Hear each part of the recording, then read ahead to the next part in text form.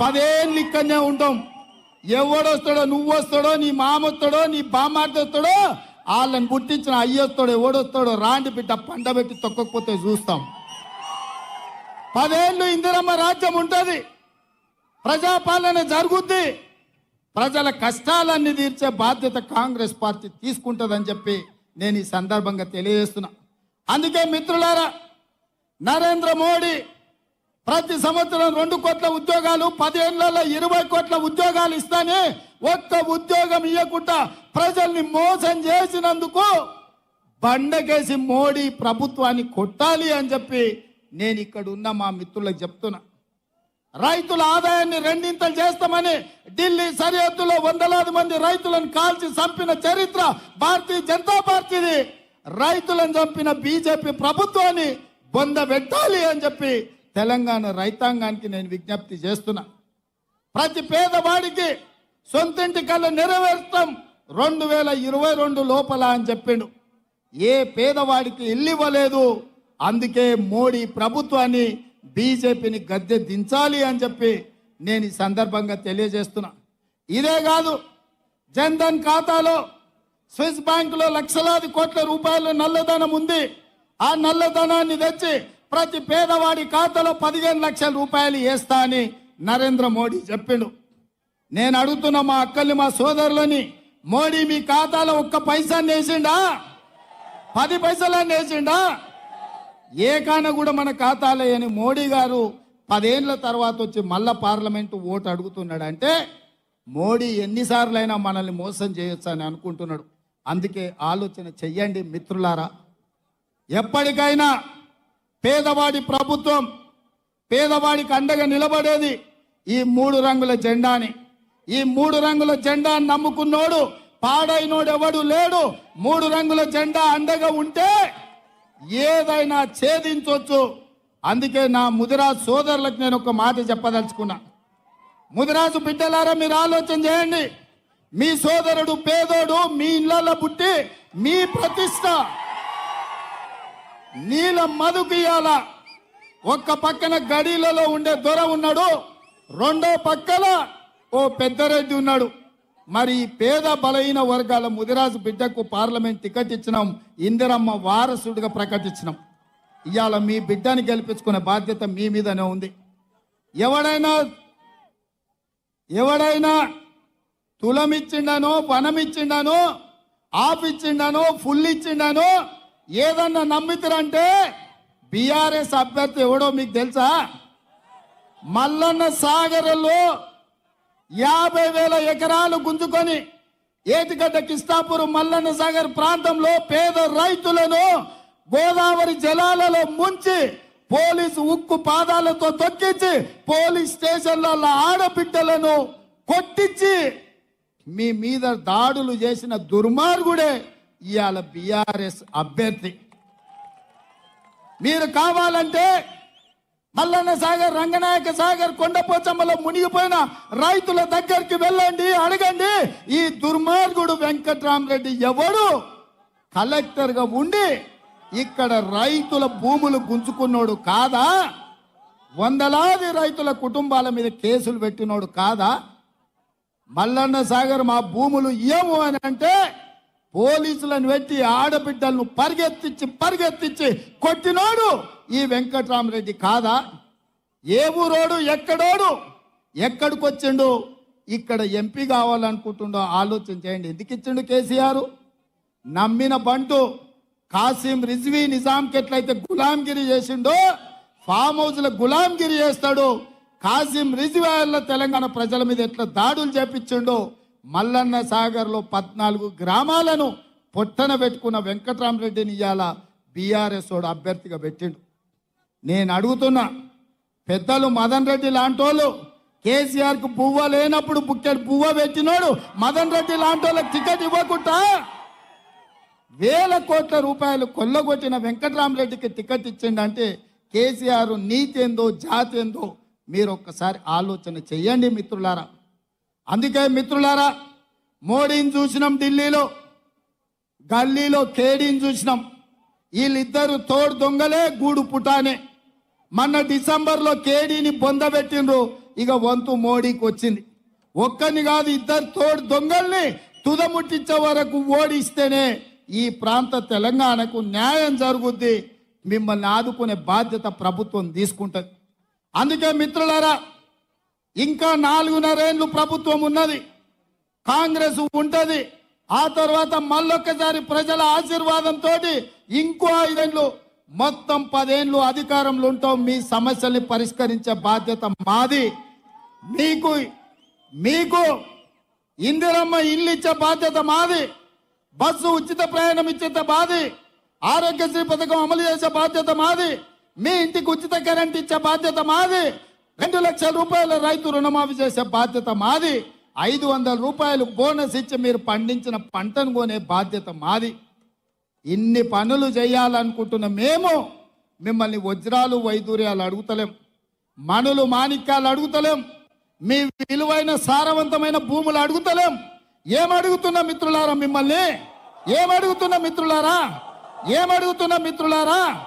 ఎంతో మంది ఎన్నోసార్లు ఎవరెవరికో వేసారు. 20 ఏళ్ళు బీఆర్ఎస్ వానికి బీజేపీ వానికి వేసారు. ఈ ఒక్కసారి బలహీన వర్గాల బిడ్డ పైసలు లేకపోయినా ఎన్నికల్లో గెలవచ్చని ఓ బలహీన వర్గాల బిడ్డకు ఓటేసి ప్రజాస్వామ్యం మీద నమ్మకం కలిగించండి, విశ్వాసం కలిగించండి. ప్రజా సేవలో ఉంటే పేదవాడైన పార్లమెంటుకు పోతాడని ఈ మెదకు గడ్డ నుంచే గెలిపించండి అని చెప్పి నేను మీకు అందరికీ విజ్ఞప్తి చేస్తున్నా. నీలం మధుని గెలిపించడానికి మీరు సిద్ధమా? ఇందిరమ్మ రాజ్యానికి ఓటేయడానికి సిద్ధమా? రాహుల్ గాంధీని ప్రధానమంత్రిని చేయడానికి సిద్ధమా? కాంగ్రెస్ పార్టీని గెలిపించడానికి సిద్ధమా? సిద్ధం అన్నోళ్ళు అందరు చేయి పైకెత్తి అలాడెత్తుతలేరా? మిమ్మల్ని కూడా చూస్తున్నా, మిద్దె మీద ఉన్నోళ్ళని, ఆడున్నోళ్ళు కూడా ఎత్తాలి. జై కాంగ్రెస్, జై కాంగ్రెస్. ఈరోజు మెదక్ పట్టణంలో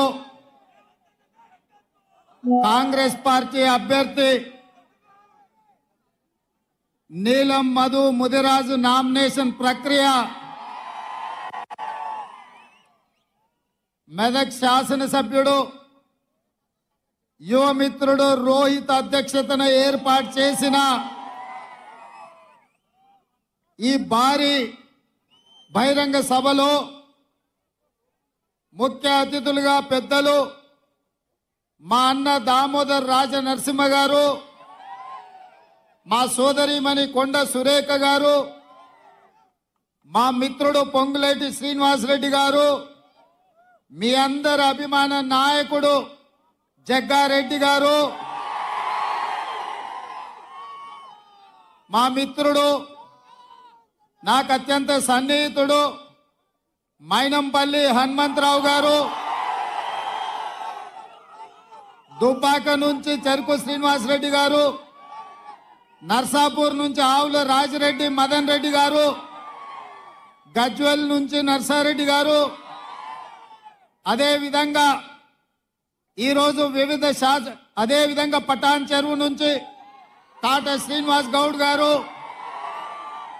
చాలా మంది జిల్లాలో ఉండే నాయకులు, రాష్ట్ర స్థాయి నాయకులు, జిల్లా పార్టీ నాయకులు, మండల పార్టీ నాయకులు, గ్రామ శాఖ అధ్యక్షులు, ప్రాణ సమానులైన కాంగ్రెస్ పార్టీ కార్యకర్తలందరూ వేలాదిగా, ముఖ్యంగా మా ఆడబిడ్డలు ఎర్రటెండకు మండు టెండలో మాడ బగులుతున్నా నీలం మధును ఆశీర్వాదాన్ని చేసిన మా ఆడబిడ్డలందరికీ కూడా మనస్ఫూర్తిగా ధన్యవాదాలు, అభినందనలు తెలియజేస్తున్నా.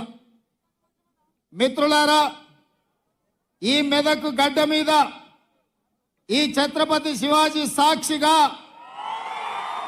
శాసనసభ ఎన్నికలలో ఏఐసిసి అధ్యక్షుడు మల్లికార్జున్ ఖర్గే గారు, నేను మైనంపల్లి హనుమంతన్న ఇక్కడికి వచ్చి మా యువ మిత్రుడు రోహిత్ నామినేషన్ ఎప్పుడైతే ఏపించినామో ఈ రోజు కూడా మళ్ళా ఇక్కడి నుంచే ఈ ఛత్రపతి శివాజీ సాక్షిగా మేమందరం వచ్చి నీలం మధు నామినేషన్ ఇక్కడ ఏపిస్తుంటే వేలాదిగా మీరు వచ్చి అండగా నిలబడి ఒక బలహీన వర్గాల బిడ్డను మెదకు గడ్డ మీద గెలిపించడానికి మీ ఉత్సాహం, మీ ఊపు నాకెంతో సంతోషాన్ని, నమ్మకాన్ని కలిగించిందని నేను తెలియజేస్తున్నా మిత్రులారా. ఈ మెదగడ్డకు ఒక చరిత్ర ఉన్నది.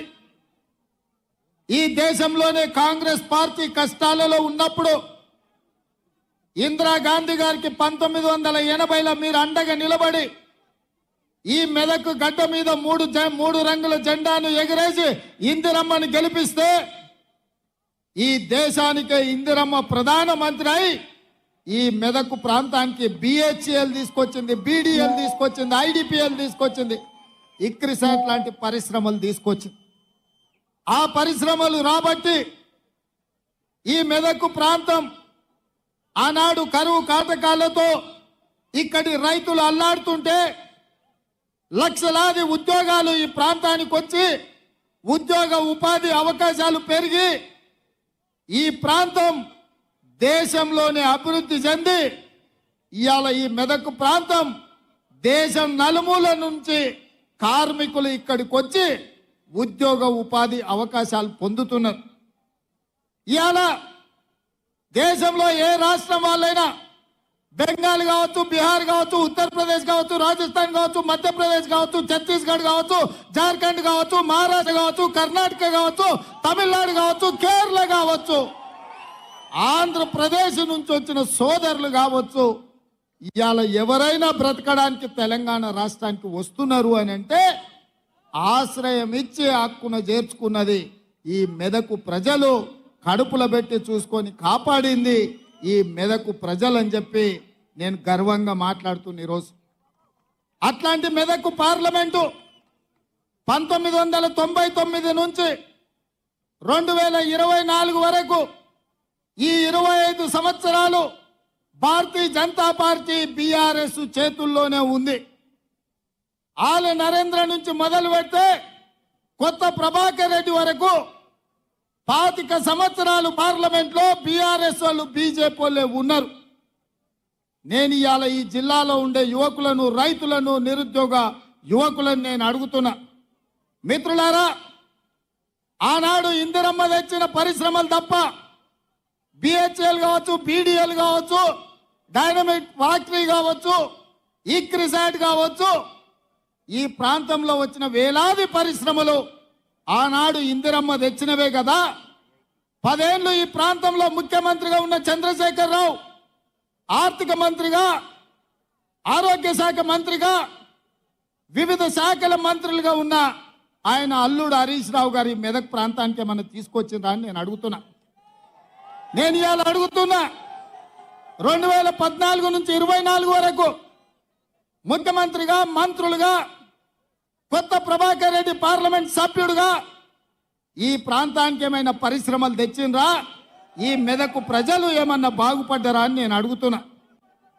మరి ఇవాళ మళ్ళీ సిగ్గు లేకుండా బీజేపీ వాళ్ళు, బీఆర్ఎస్ వాళ్ళు వచ్చి మాకు ఓట్లు వేయండి, మేము ఎలగబెడతాం, మీ ఆకిలు అలుకుతాం, మీకు ముగ్గులేస్తాం, మీ ఇల్లు చక్కదిద్దుతామని అబద్ధాల మాటలతో బయలుదేరి నేను అడుగుతున్నా మెదకు పార్లమెంట్ సభ్యుణ్ణి, మెదకు బీజేపీ నుంచి నిలబడుతున్నా రఘునందన్ రావు, నేను అడుగుతున్నా, దుబ్బాకలో నువ్వు చెప్పినావు కదా ఎమ్మెల్యేగా గెలిపిస్తే నరేంద్ర మోడీతో కొట్లాడి 1000 కోట్ల రూపాయలు తీసుకొచ్చి దుబ్బాకను అభివృద్ధి చేస్తాను కదా. మేమందరం దుబ్బాకకు బస్సులు వేసుకొని వస్తాం, నువ్వు తెచ్చిన నిధులేందో, నరేంద్ర మోడీ ఇచ్చిన పరిశ్రమలేందో దుబ్బాకలో నాకు చూపించమని నేను అడుగుతున్నా.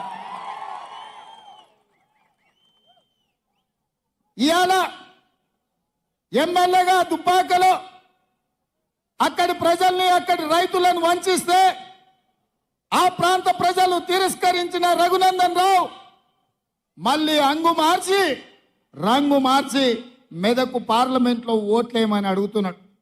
నేను అడుగుతున్న, రఘునందన్ రావుకు ఓటేసి ఒకవేళ ఎంపీ అయితే నరేంద్ర మోడీ ప్రధానమంత్రి కాకుండా చంద్రమండలానికి ఏమైనా రాజు అవుతాడా? ఈ 10 ఏళ్ళు నరేంద్ర మోడీ ప్రధానమంత్రిగా ఉన్నాడు కదా, ఈ మెదకు ప్రాంతానికి ఒక్క పరిశ్రమ అయినా ఇచ్చిండా అని చెప్పి నేను బీజేపీ నాయకులను అడుగుతున్నా. నేను సూటిగా సవాలు విసురుతున్నా. ఇవాళ బీజేపీ బీఆర్ఎస్ వాళ్ళకు మా మిత్రుడు చెప్తున్నాడు, పద్మశాలీల మీద జిఎస్టి తీసుకొచ్చి ఇవాళ చేనేత పరిశ్రమను కుప్పగూల్చిండు, చిన్న పరిశ్రమలు అన్ని కూడా మూతపడ్డాయని చెప్పి ఇక్కడ ఒక నిరుద్యోగ యువకుడు చెప్తున్నాడు. నేను అడుగుతున్నా, నరేంద్ర మోడీ ప్రధానమంత్రిగా 10 ఏళ్ళు ఉన్నాడు, ఈ కల్వకుంట్ల చంద్రశేఖరరావు రాష్ట్ర ముఖ్యమంత్రిగా 10 ఏళ్ళు ఉన్నాడు, ఈ తన్నీరు హరీష్ రావు 10 ఏళ్ళు రాష్ట్ర మంత్రిగా ఉన్నాడు.